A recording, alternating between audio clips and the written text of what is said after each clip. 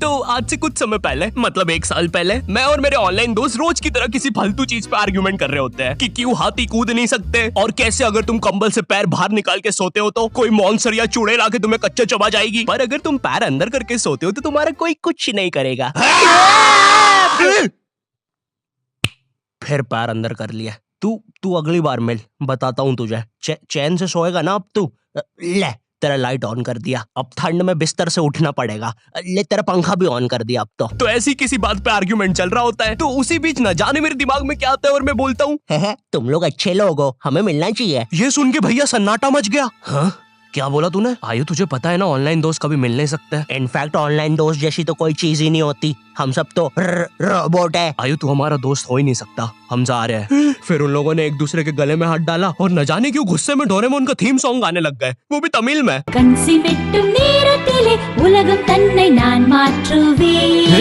क्या? अब नहीं, ऐसा कुछ नहीं हुआ था। सॉरी गाइस, कुछ महीनों से जिंदगी थोड़ी सही नहीं चल रही है, इसलिए ऐसे जोक्स आ जाते हैं कभी कभार। खैर सरप्राइजिंगली मेरे ऑनलाइन दोस्तों ने मेरी मिलने वाली बात को सीरियसली लिया और इसी तरह हमारी Mumbai to Goa trip plan होती है, जो कि दिसंबर में थी। तो अब फास्ट फॉरवर्ड करते हैं सीधा दिसंबर तक ट्रिप का टाइम। तो अब कुछ रीजन की वजह से मुझे मुंबई प्लेन की जगह ट्रेन से जाना पड़ता है। नहीं, मैं एयरपोर्ट पर फटाका लगाता हुआ नहीं पकड़ाया था, थे कुछ रीजंस, थी कि सच में थे। तो मैं रात में ट्रेन में बैठता हूँ और सुबह में मुंबई पहुंच जाता हूँ। अब जो मुंबई पहली बार आता है ना, वो ना अलग अलग चीजों को देख के चौंकता है, जैसे वड्डी वड्डी बिल्डिंग्स, वड्डे वड्डे सुपरस्टार्स। और इधर मैं जैसे ही मुंबई के स्टेशन पे उतरा, ओ बहन की एलिवेटर स्टेशन पे, वो भी भाई साहब इसको एस्केलेटर बोलते हैं। एलिवेटर मतलब आंखों पे भरोसा ही नहीं हो रहा है। मैंने मम्मी को फोटो खींच के भेजी, मम्मी एलिवेटर, वो भी स्टेशन पे। भाई साहब एस्केलेटर होता है। देखो ये हमारे स्टेशन पे नहीं होते हैं, हमें पूरा ब्रिज पैरों से चढ़ना पड़ता है। और मेरे गांव के ब्रिज पता है बादलों में होते हैं। वो ब्रिज को इतनी ऊपर होने की जरूरत भी नहीं है, उसको किसी इंजीनियर ने भी नहीं बनाया है। ये गाँव के लोगों ने मस्ती मस्ती में उसको इतनी ऊपर तक बना के आ गए। अब वो स्टेशन का ब्रिज ना आउटर स्पेस तक पहुंच चुका है। साला कुली लेके भी जाओगे ना तो थोड़ा ऊपर जाके तुम्हारी कुली को भी कुली करना पड़ जाएगा।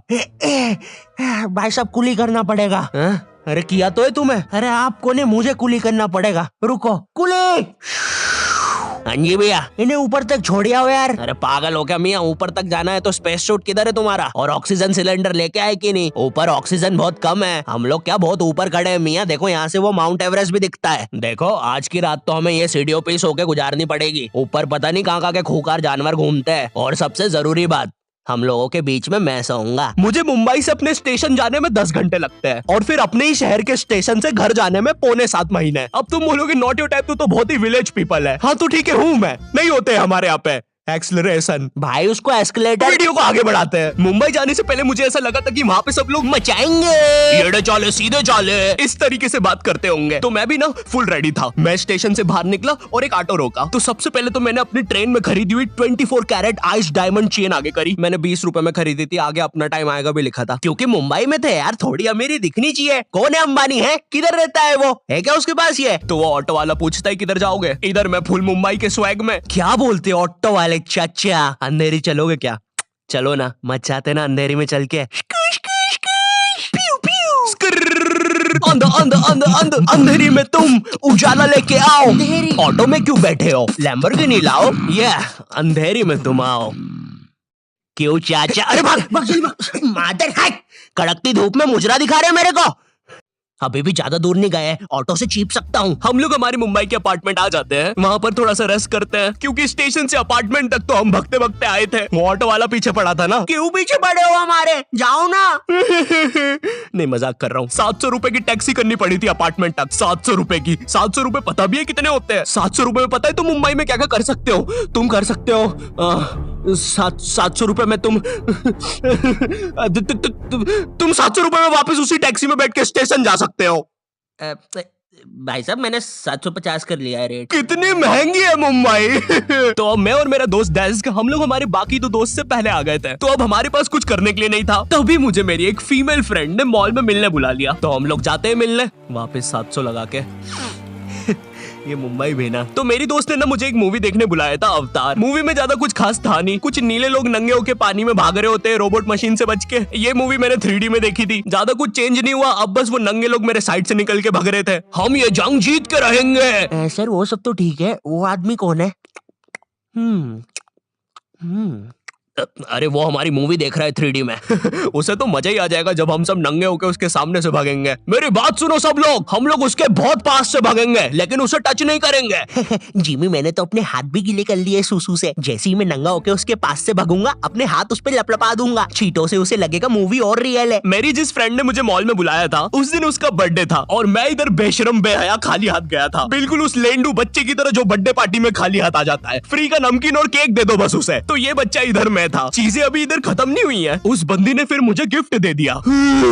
चीजें अब सीरियस हो गई है। दुनिया का सबसे बड़ा क्राइम इधर, ठीक है इधर है, और फिर आता है किसी के बर्थडे पे उनसे ही गिफ्ट ले लेना इधर। पहले तो मुझे समझ में नहीं आया कि ये बंदी मुझे टॉन्ट मार रही है कि सच में गिफ्ट दे रही है। मुझे उस समय इतनी ज्यादा शर्म की अनुभूति और आभास हो रहा था, मेरा मन कर रहा था उठ के भाग जाऊं वहां से।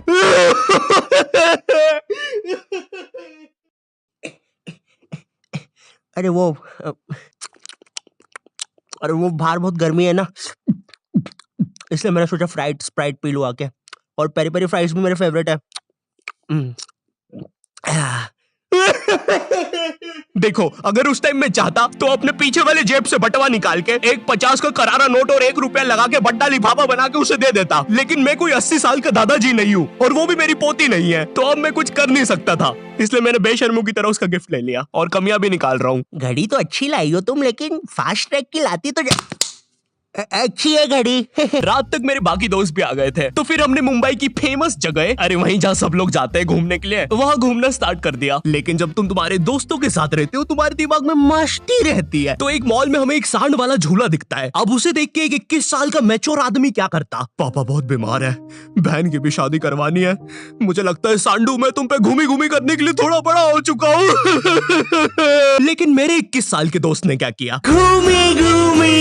अब यहाँ एक सांड को दूसरे सांड पे चढ़ता हुआ देख हमें भी मस्ती छूटी। हम भी भाग के वो झूले के पास, भैया और तेज चलाओ, भैया और तेज, भैया और चलाओ तेज। मैं मुंबई में एंग्री प्रास से भी मिला था। उन्होंने मुझे अपनी बिल्ली से खेलने दिया था और अपना मास्क भी पहनने दिया था। अच्छा चलो मास्क मैंने बिना पूछे पहन लिया था, कैमरा फुटेज में तो आ ही गया हूँ मैं वहाँ पर अपने मैनेजर सौरभ भैया से भी मिला था। हम लोग मुंबई में लास्ट में जूहू बीच पर गए थे। वहाँ पर सब कुछ बढ़िया था, ठंडी ठंडी हवाएं चल रही थी, सब कुछ बढ़िया था। लेकिन फिर आसमान में कहीं से उड़ने वाली बंदर प्रजाति छा गई। ये बंदर प्रजाति फुग्गे की बनी थी। मेरा नाम है बुबली बंदर, मैं इंसानियत पे कब्जा करने आया हूँ, तो चुपचाप अपने घुटने।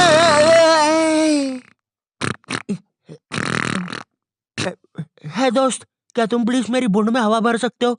मुझे तुम्हारी दुनिया पे कब्जा करना है प्लीज। मुझे कोई दिक्कत नहीं है। कमलेश, कमलेश। हाँ मैंने सुन लिया था पहली बार में। कमलेश मैं जानती हूँ हम दोनों ज्यादा क्लोज नहीं है, लेकिन इसका मतलब ये नहीं तुम एक बंदर के साथ संबंध बना लोगे। मैं जा रही हूँ। कमलेश जाने दो उसे, मैं तुम्हें उससे भी ज्यादा चीजें दे सकता हूँ। मुंबई के बाद हम लोग निकलते हैं गोवा के लिए। गोवा काफी चिल जगह थी। मैं वहाँ पर काला भी हो गया था दिन भर बीच पर धूप में भटकने के कारण। सच में वहाँ पर धूप तो बहुत ही ज्यादा थी, मतलब इतनी ज्यादा कि जमीन के अंदर से लोग बाहर आ रहे थे या अंदर जा रहे थे। कोई मुझे बताएगा ये क्या हो रहा है यहाँ पे? गोवा में तुम ऐसे बीच पे राइड्स वगैरह कर सकते हो, जैसे जेट स्की। इसमें ना तुम्हें आगे टंकी पे बिठा लेंगे बच्चे की तरह और पानी का एक चक्कर काट के वापस ले आएंगे। ये चलो ना। अरे हो गया भैया, अरे हम तो किनारे से ही वापस आ गए। इसके बाद आती है कुछ जानलेवा राइड्स, डेंजर राइड, जिसमें तुम्हें बोट से समुद्र के बीचों बीच ले जाएंगे और पतंगा बना के उड़ा देंगे। एक और चीज रहती है, जब तुम समुद्र के बीचों बीच पहुंचते हो ना, तो वो बोट वाला तुमसे पूछता है कि तुम्हें पानी में जाना है क्या। तो अब यहाँ पे जिसको तैरना नहीं आता है वो तो कुछ नहीं बोलेगा, लेकिन उस समय मेरे दिमाग में पता नहीं क्या चल रहा था कि मुझे पूरे गोवा के एक्सपीरियंस लेने हैं। मुझे तैरना नहीं आता है, मैं उतर गया समुद्र में। शुरुआत के 3.25 सेकंड तो कुछ भी नहीं हुआ, फिर पानी मुझे नीचे खींचने लगता है। ये तो कुछ भी नहीं, अब मैं बोट से भी दूर जा रहा हूँ धीरे धीरे। भैया भैया भैया भैया घंटा नहीं सुन रहा मेरी बात, मेरी इधर फटी पड़ी है, मैं कुछ भी चिल्ला रहा हूँ पानी में। भैया बीमारी है मुझे, ले लो ऊपर। भैया मैं माँ बनने वाला हूँ, ऊपर लो। उस समय कोई दूर से शार्क वार्क भी देख रहा होता ना तो उसे भी दया आ जाती। ओए बच्चे को क्यों परेशान कर रहे हो बे? चलो ऊपर लो इसको, खा लूंगा वरना इसे। चलो बेटा ऊपर चढ़ो तो। हाँ चलो चलो। जैसे तैसे वो बोट वाले ने मेरे को ऊपर लिया। अरे भैया क्या बच्चे ऐसे चिल्ला रहे थे, स्विमिंग सिखा रहे थे तुमको? अच्छा समुंदर में, वो भी तेरे को ड्राइविंग सिखाने का बोलता तो तू तो रॉकेट में बिठा देता मेरे को। पागल। सबने ना मेरा बहुत मजाक उड़ाया कि पानी में गया बच्चों जैसा रो रहा था, लेकिन वो कहते हैं ना सबका टाइम आता है। हम लोग ना उसके बाद एक बनाना राइड पे जाते हैं, जिसपे तुम्हें एक बनाना शेप चीज पे बिठाते हैं और उसे नाव से खींचते हैं और बीच समुद्र में ले जाके फेंक देते हैं। तुम्हें पहले नहीं बताएंगे कि तुम्हें फेंकने वाले हैं। उसने हम सबको लेके गया और फेंक दिया। अब सब मुझसे भी गंदे रो रहे हैं पानी में। भैया हम मर गए, हम मर गए। पीछे लाइफ गार्ड आ रहा है। और भैया इतनी दूर जाओगे तो सच में मर जाओगे। मेरे पास क्लिप पड़ी इधर सबकी रोते हुए, मैं लगा दूंगा। मैं तो करना करना। अरे कुछ नहीं होता। नहीं करना भाई, मरना क्या? चुप रहो। नहीं करना भाई। पर खैर कुछ भी बोलो, ये ट्रिप मेरे लिए one of the best trip थी अपने दोस्तों के साथ। आई होप तुम्हें ये वीडियो पसंद आई होगी, और अगर नहीं भी आती है तो बस इतना सा रुक जाओ, ठीक है? बस इतना सा। मैं एक बहुत ही प्यारी चीज पर काम कर रहा हूँ, ठीक है? बस वो आ ही गई, ये यहीं पे ये बस आ गई। और अगर भूलना एम करते 8 लाख लाइक्स के लिए, ठीक है? मुझे पता है तुम कर सकते हो, ठीक है? अभी करो। एंड चैनल पे नए हो तो सब्सक्राइब कर देना। मैं मिलता हूँ तुमसे नेक्स्ट वीडियो में, जो कि बहुत जल्दी आने वाली है। तब तक के लिए बाय।